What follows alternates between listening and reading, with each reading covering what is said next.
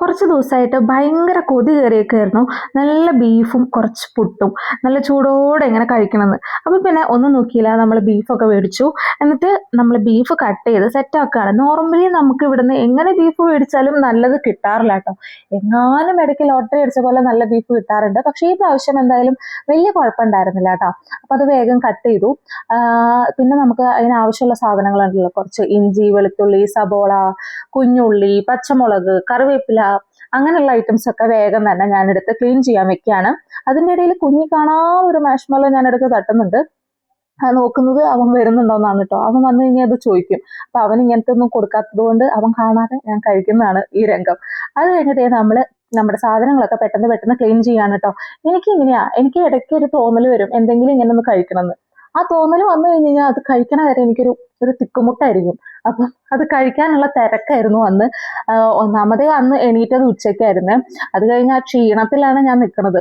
നമ്മൾ ഉറക്കം ശരിയായില്ലെങ്കിൽ നമുക്ക് അന്നത്തെ മൂഡ് പോകും. പിന്നെ എന്തായാലും ബീഫ് കണ്ടതുകൊണ്ട് ആ ഒരു മൂഡൊക്കെ മാറി വേഗം അതൊക്കെ സെറ്റാക്കി.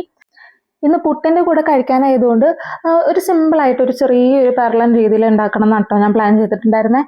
അങ്ങനെ വേഗം തന്നെ നമ്മുടെ ബീഫ് എടുത്തിട്ട് കുക്കറിലിട്ടിട്ട് അതിൽ കുറച്ച് മഞ്ഞൾപ്പൊടിയും കുറച്ച് മുളക് പൊടിയും കുറച്ച് ഗരം മസാല, കുറച്ച് മല്ലിപ്പൊടി, പിന്നെന്തായിരുന്നു ഉപ്പ്, കുറച്ച് കറിവേപ്പില, ഇതൊക്കെ കൂടി ഇട്ടിട്ട് നന്നായിട്ട് കൈകൊണ്ട് നന്നായിട്ടൊന്ന് മിക്സ് ചെയ്ത് കുറച്ച് വെള്ളം, അടി പിടിക്കാതിരിക്കാൻ കുറച്ച് വെള്ളം ഒഴിച്ച് നന്നായിട്ട് തിരുമ്മി നമ്മൾ നേരെ വേവിക്കാൻ വെക്കും കേട്ടോ. എനിക്ക് നമ്മുടെ നാട്ടിലെ ആ ബീഫ് കറി ഉണ്ടല്ലോ, ആ നെയ്യൊക്കെ ഇട്ട് ഇങ്ങനെ ചട്ടിക്കകത്ത് കിടന്ന് തിളയ്ക്കുമ്പോൾ തന്നെ ഞാൻ പോയി കൈയിട്ട് വാരി കഴിക്കുന്ന ആളാണ് കേട്ടോ. പക്ഷെ ഇവിടെ അങ്ങനെ അത്ര ഒരു ടേസ്റ്റ് ഒന്നും കിട്ടാറില്ല. പിന്നെ ഉള്ളതാവട്ടെ എന്നുള്ള രീതിയിൽ അങ്ങ് കഴിക്കാം എന്ന് മാത്രം. എന്നാലും നാട്ടിലത്തെ ആ ഒരു ബീഫ് കറിയും അതിൻ്റെ ആ ഒരു ടേസ്റ്റും ഭയങ്കരമായിട്ട് മിസ് ചെയ്യുന്നുണ്ട് കേട്ടോ.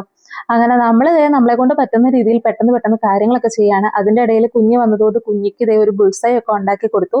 പിന്നെ അവൻ അതൊന്നും കഴിക്കാണ്ട് നേരെ വിട്ടടിച്ച് പോയി. പിന്നെ ഞാനതെടുത്ത് കഴിച്ചു.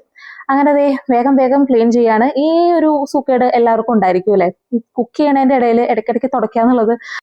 അങ്ങനെ 2 വിസിലടിച്ചപ്പോൾ തന്നെ നമ്മുടെ ബീഫും വെന്തു. അപ്പം തന്നെ നമ്മുടെ അരപ്പ് റെഡിയായി, നമ്മുടെ ബീഫ് റെഡിയായി. പെട്ടെന്ന് തന്നെ പുട്ടും സെറ്റാക്കി കേട്ടോ.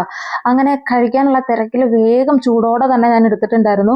അങ്ങനെ അതൊക്കെ മിക്സ് ചെയ്യുമ്പോൾ നല്ല സ്മെല്ലൊക്കെ വരുന്നുണ്ട്. അപ്പോൾ ഭയങ്കര പ്രതീക്ഷയാണ്, സംഭവം അടിച്ചുപൊളി സാധനം ഇരിക്കുന്നൊക്കെയാണ് ഞാൻ വിചാരിച്ചിട്ടുള്ളത്. അങ്ങനെ നമ്മൾ കഴിച്ചു നോക്കാൻ പോവാണ്.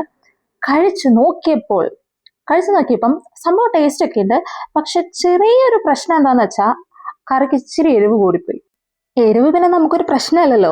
അപ്പോൾ ഓക്കെ ഗൈസ്, ബൈ.